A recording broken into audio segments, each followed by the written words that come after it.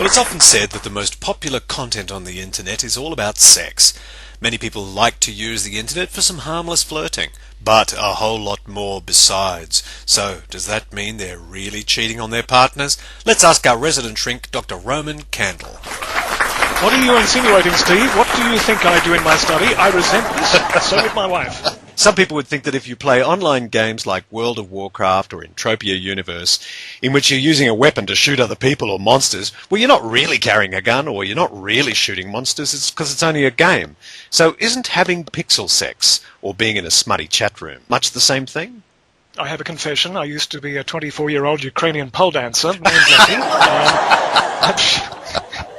My position on this is that really it is a form of cheating. It's a form of not being authentic in your relationship, especially if your partner's not aware that this is something that you're practicing. If I'm going to dabble in this, how would my partner react if they know about it? We've had some mail on this topic, haven't we, Roman? Indeed, we had an email from Laura in Canada. She came through to us on the basis that she was deeply embarrassed recently when she accidentally caught her husband when he was playing on Second Life.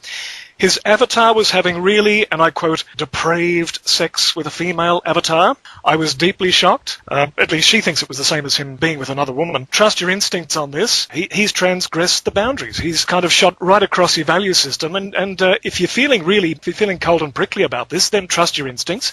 He has not done what you think is acceptable behavior within the bounds of your relationship. And I think you've got every right to be feeling the way you're feeling. Because, I mean, having pixel sex, or jiggling pixels as they like to call it in certain virtual worlds, is a sort of that does have a kind of a game-like feel to it. But there are all sorts of internet sites, aren't there, that actually promote and sell forums where people can actually have real-life affairs. The temptation is always there for anyone online whose needs are not being met.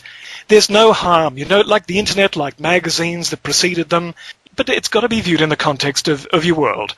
If you have a commitment to somebody, you want to make very sure that your behaviour is something that's going to be able to be reconciled if that day of reconciliation should happen, when that door bursts open, and there you are in a compromising moment with your cyber buddy, exploring the darker side of life.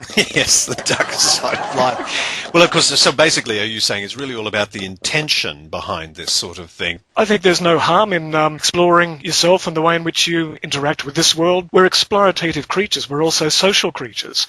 But if this is going to wreck something that you value, i.e. the relationship that you have to weigh up risk with gratification. So what should Laura in Toronto do, or what should anybody do in a similar situation? What's the advice, Doc?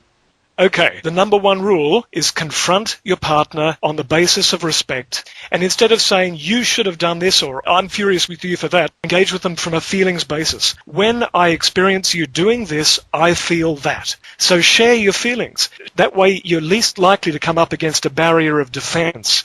You're inviting him to share how it is for you to experience him doing what he's doing. The test here is to ensure that you don't come across as attacking, you don't come across as judgmental, you come across as respectful. You want to know how he feels when he's engaged in this sort of practice. What is it about this? And in fact, you may find, Laura in particular, that this is going to open up an entire new, fertile, productive chapter in your own sexual relations. It may actually prove to be a great boost on a new chapter. Okay, Laura, in Toronto, I sincerely hope that that's addressed your question and given you some good ideas about what to do next. And of course, if you ever want to ask the doc a question or suggest a topic about human behaviour online, send us an email at info@lifeonline.tv, addressed to our internet shrink right here, the one and only Roman Candle.